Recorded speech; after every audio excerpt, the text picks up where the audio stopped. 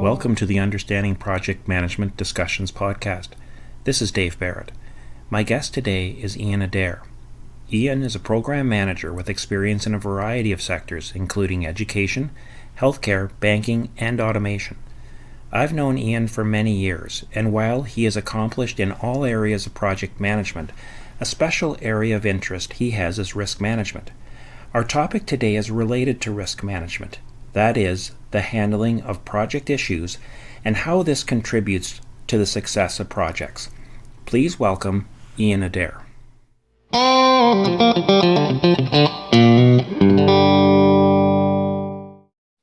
Hi, Ian. Thanks for coming on. Hey, good to see you, Dave. How are you doing?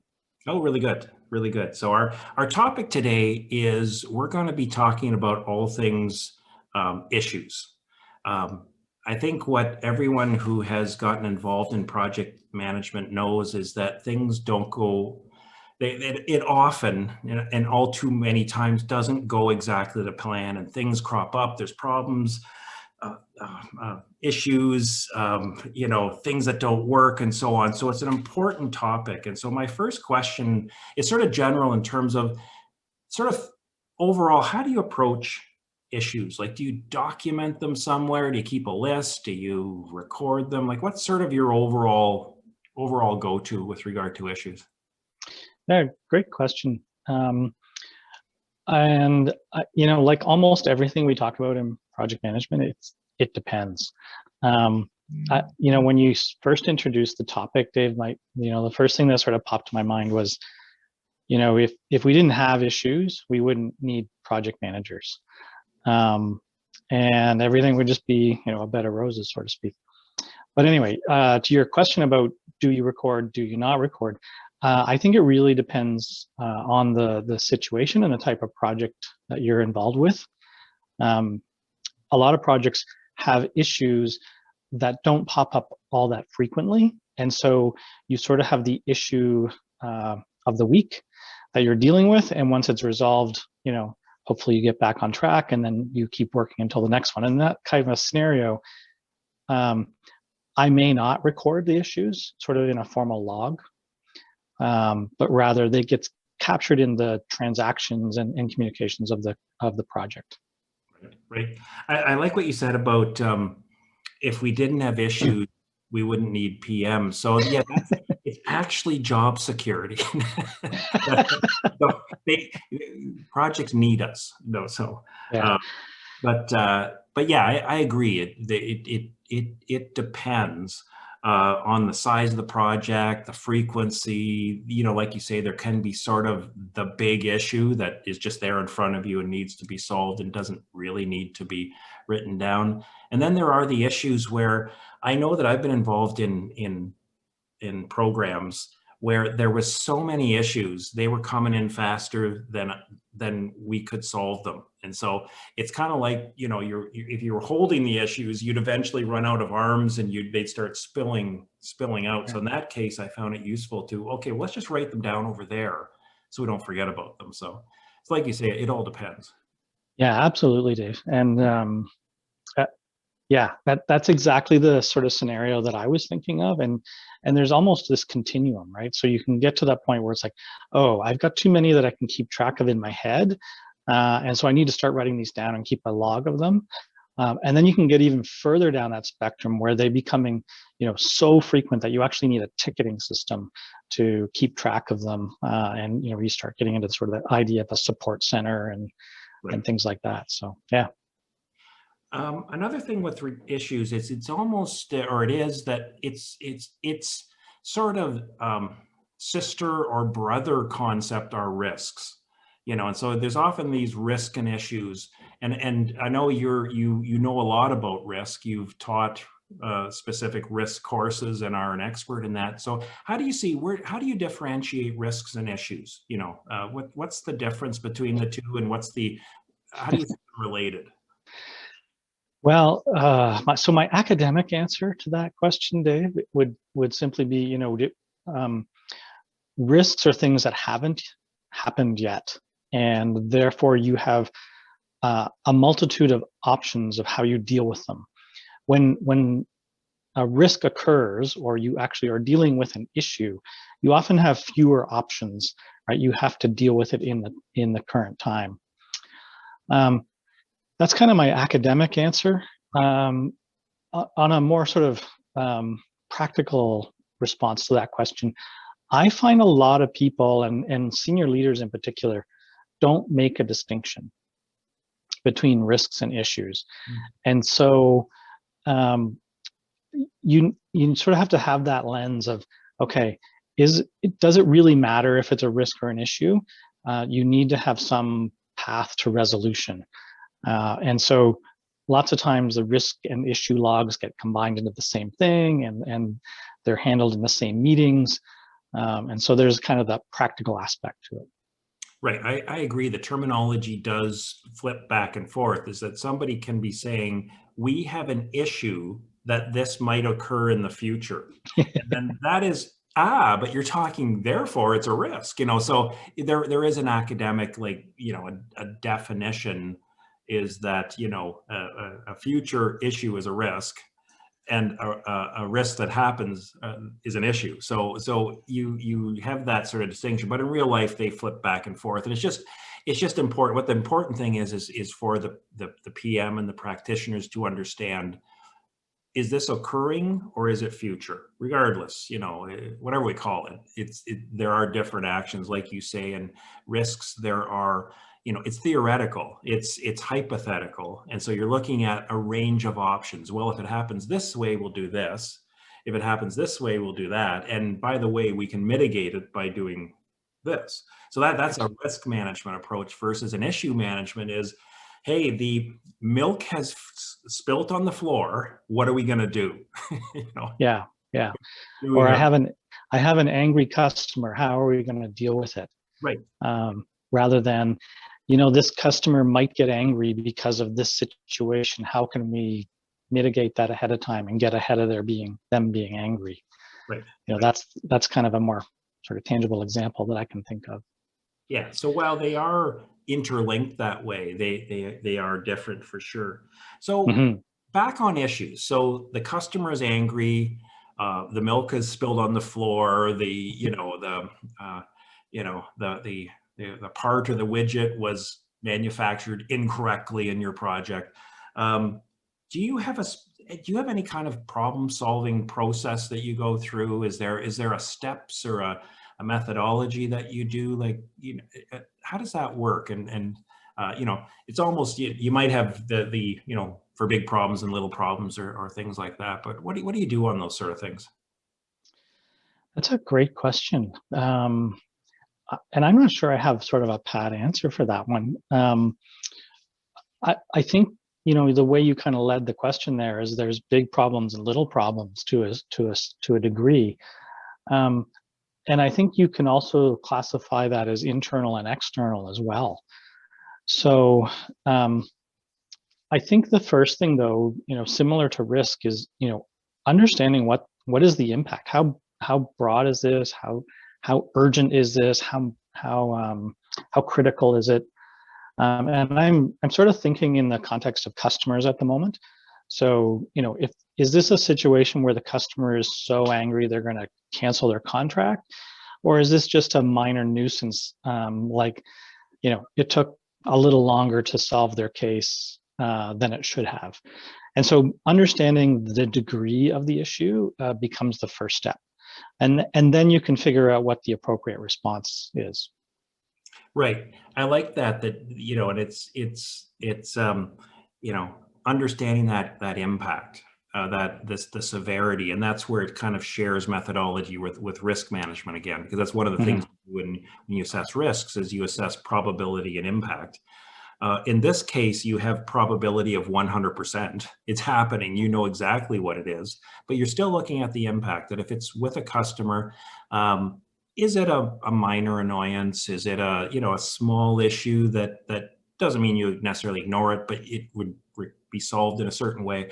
Or is it a severe issue? It may be something that they do business elsewhere or something like that. Those would then come up with it, or it would necessitate different types of responses. So certainly that. The other thing that you mentioned was that internal versus external. Mm, You know, there are different considerations there. Internal, I would say from my experience that internal, there is more leeway for, you know, you're both on the same side, so to speak. You know, you're right. working in company. Sometimes there can be, okay, you know, it's not optimal, but let's do this. There's something coming down the road. We'll fix that next quarter or something like that. Versus customers, there's a sort of a different, can be a different urgency. It's a different Right. dynamic. Um, Yep. so, so certainly the division of internal external is certainly important, and you know, in terms of your tolerance of less than say optimal solutions.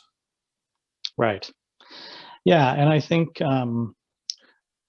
less. There's another concept that I'll sort of throw out here, and it maybe applies less to external, but it's a term that we use sometimes called the blast radius. Um, and we think of it more in terms of decision making, but it applies to issues. And that is, you know, you can have an issue that, you know, maybe is really critical and has a big impact, but maybe only affects a small group of people. And so it has a small blast radius, if you will. Or it may be an issue that actually has a lot of ripples that affect sort of everybody in the organization. And in that type of scenario, that has a large blast radius, and sort of how you deal with those may be different. So small blast radius, you just get the 3 or 4 people in a room and you solve it. Larger blast radius, you know, you need to think about, okay, here's how we solve it, but then we have to communicate across the entire organization about what, you know, what the issue is and how we fixed it. Yeah, that's certainly a very graphic, you know, sort of metaphor or image that really gets you to think about the idea of that. But yeah, I like that. Um, what do you think of when you're, how much of your time does this take? Like, and I know this is a tough Mm. question, but you're a project manager. You've planned the project, done the best you can. You're in execution. How much of your day would you say do you spend on solving issues or assessing issues and so on versus the other stuff that you do? Like, what's your best guess on that? Oh boy. I know that's a tough one. That's That is a tough one. Accounting for your time and how you classify it's always tough. Um, you know, my gut reaction to your question was at least 50%. Um, I'd say that too. I would. yeah, and I kind of feel like that's just kind of the nature of projects. Um, Even, you know, those well-planned projects that, again, coming back to the opening statement, you know, if we didn't have any issues to deal with, the project manager wouldn't really be needed. Um, so yeah, I'd say at least sort of 50% of your time on average sort of goes in that direction. Yeah, I agree. Then that just shows, you know, how big it is. You know, I would have been surprised, you know, and everyone's experience is different. So wouldn't be something I would argue with you about. But if you would have said, you know, it's 10% of my time or, you know, a small percentage, I would have said, wow, you're a really good planner.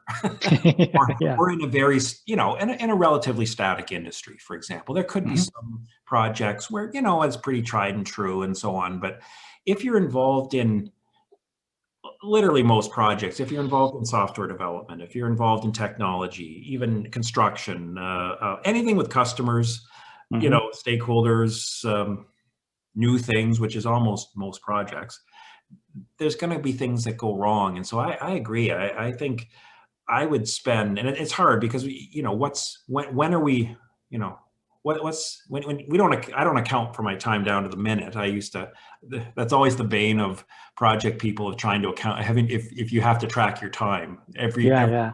project team member dislikes that.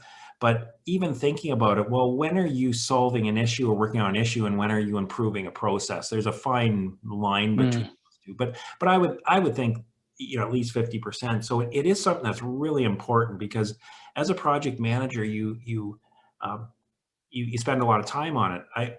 I've often said to in my classes and students that, you know, project managers have at least two main things that they do, and it's at least but part of you is very planful during the planning phase, very you know, sort of methodical in terms of developing plans and structuring things. So the planning part of you is very important. But then when the project is executing, you got to be a problem solver, a communicate, like you need to be able to put out fires as Mhm. well.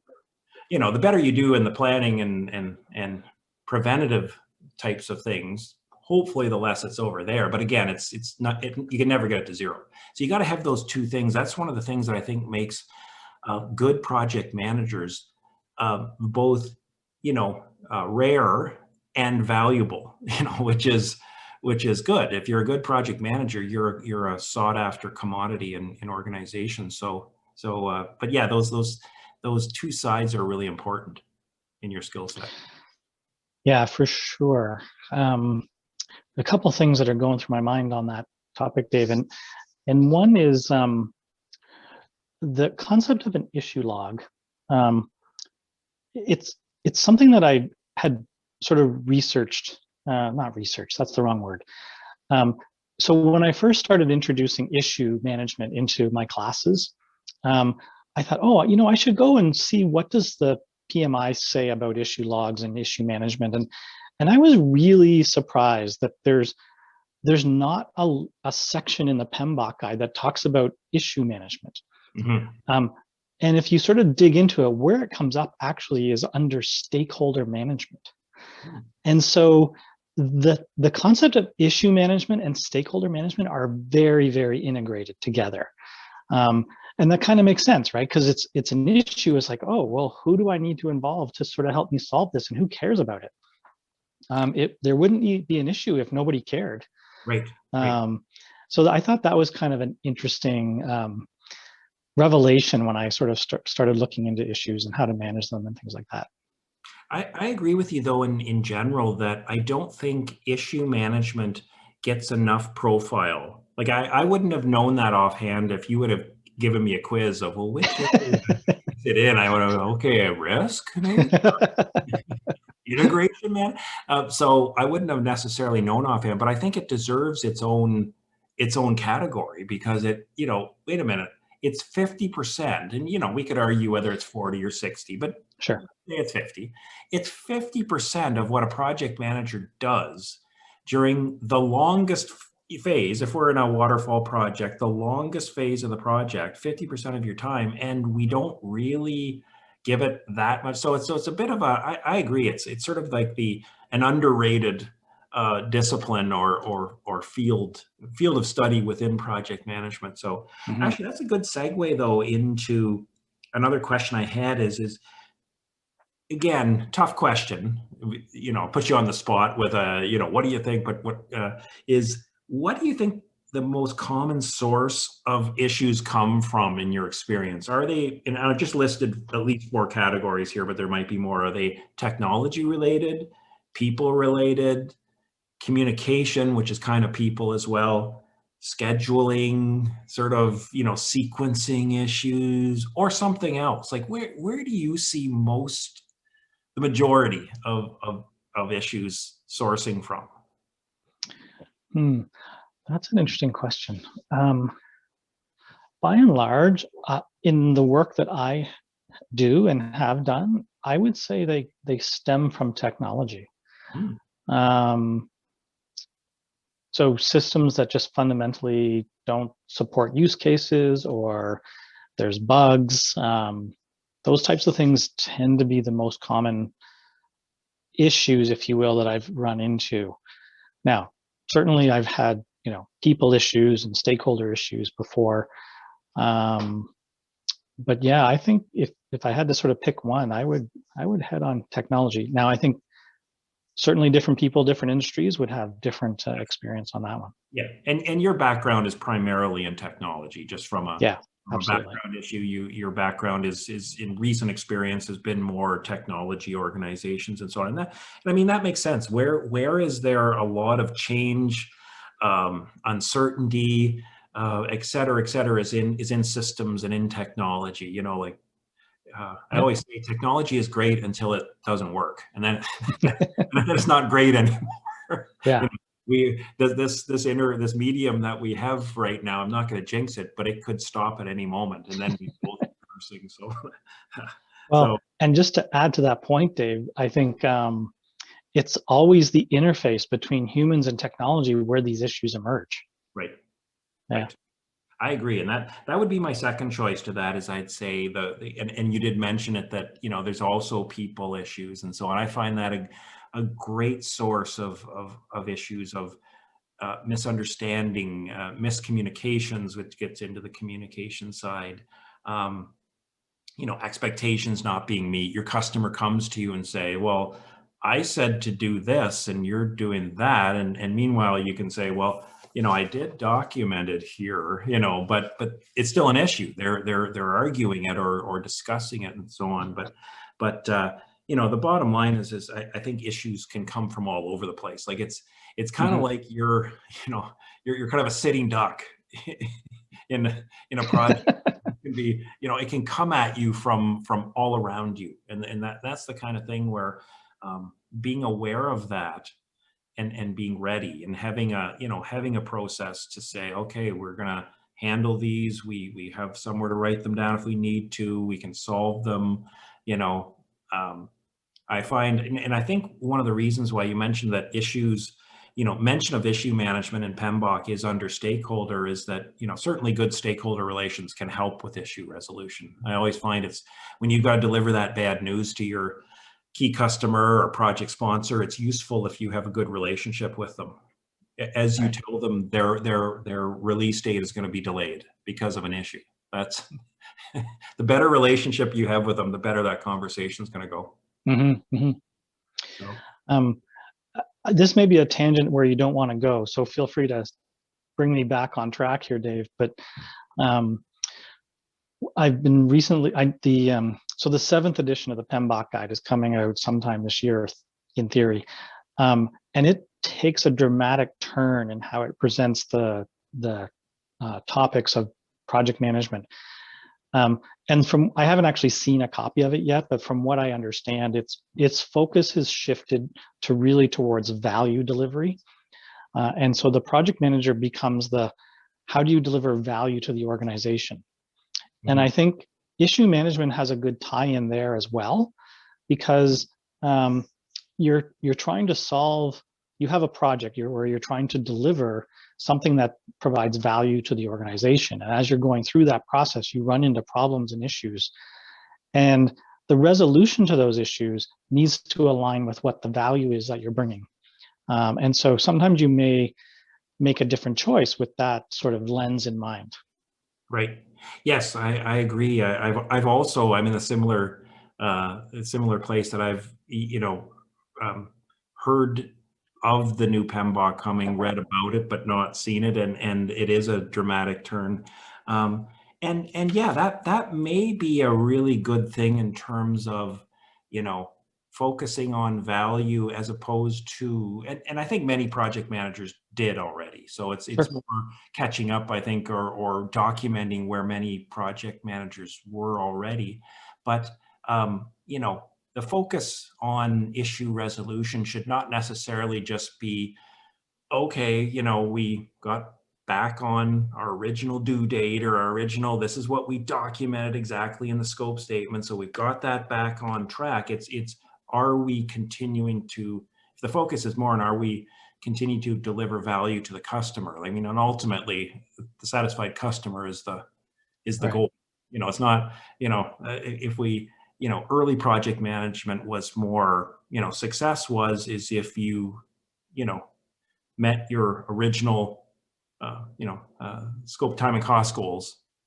If I met those, we're good. And meanwhile, you could have a customer that says, but I'm not happy with that anymore. Exactly. Well, that's okay. That doesn't matter. We met our 3 goals. So too bad for you.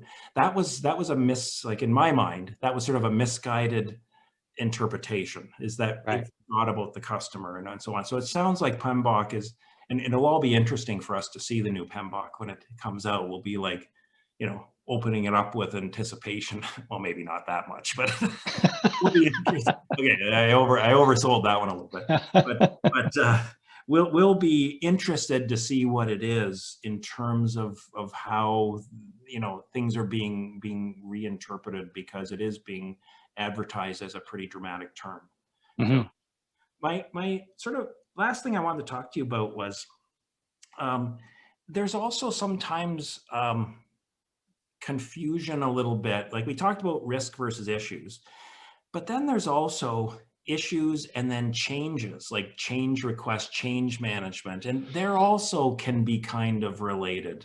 In Mm. fact, in my text, I put those into the same chapter. Like I Yeah. combine those together. And so I've just wanted to just, what's your take on when is an issue, and when is it, when does it become a change request, or so on, you know, and what's the relationship there from your perspective? Yeah, that's a good connection, I think, to make, Dave. You know, I'm going to speak a little bit sort of academically for a second, and that just to sort my own thoughts out here. But you know, we talked about the connection between issues and stakeholders, and so if we have a plan, we're not going to plan, something's wrong. Let's say the technology doesn't work. Um, there are stakeholders who care. That's why it's an issue. Um, the resolution to the issue will likely lead to a change. And I think typically that's where the connection comes. So they're not necessarily distinct things, but one ends up being the resolution to the other in that case. Yeah. People introduce change sometimes without sort of communicating them.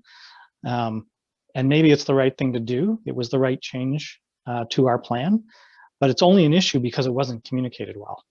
Right. Right. Yeah. I agree with that. You know, that, so issues can transition into becoming change requests, that they, you know, they start off as an issue.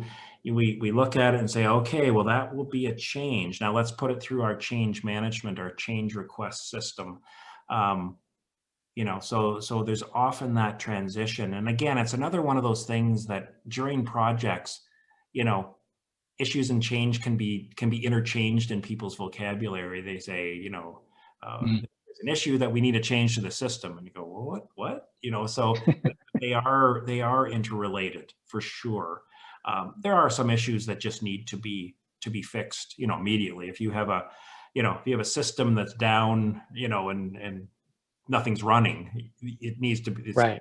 fixed immediately. The change request is, okay, we got to do this. You know, it's immediate resolution. But many issues don't fall into that category. They are something that we may do, and that we need to then take it through a process of, okay, we could do this.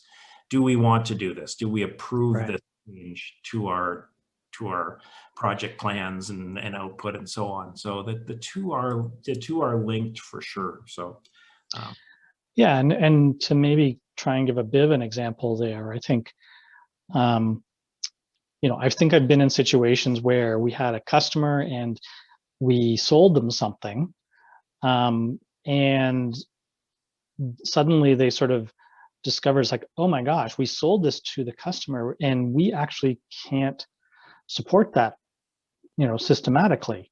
And so that's going to be, you know, a lot of extra work and sort of special use cases for this customer. And so it's a big issue at that moment. It gets discovered that, hey, we can't support this. And then, as you say, so there's alternatives. We can, oh, well, let's rework our systems or build our product differently so that it does support it. Or we can say, you know what, it's only one customer. We'll manage it as a one-off, and that's it, right? No change required. right. So, Right. Yeah. And that's where the two sort of intersect in terms of the resolution of the issue becomes a change. So that's good. So anyways, Ian, this has been a great conversation. Your observations and thoughts around issues are really thought provoking. You know, again, I go back to love the job security. So for any project managers, pay attention to issue management. That's part of the value. So anyways, thanks very much for your time, and we'll my talk to pleasure.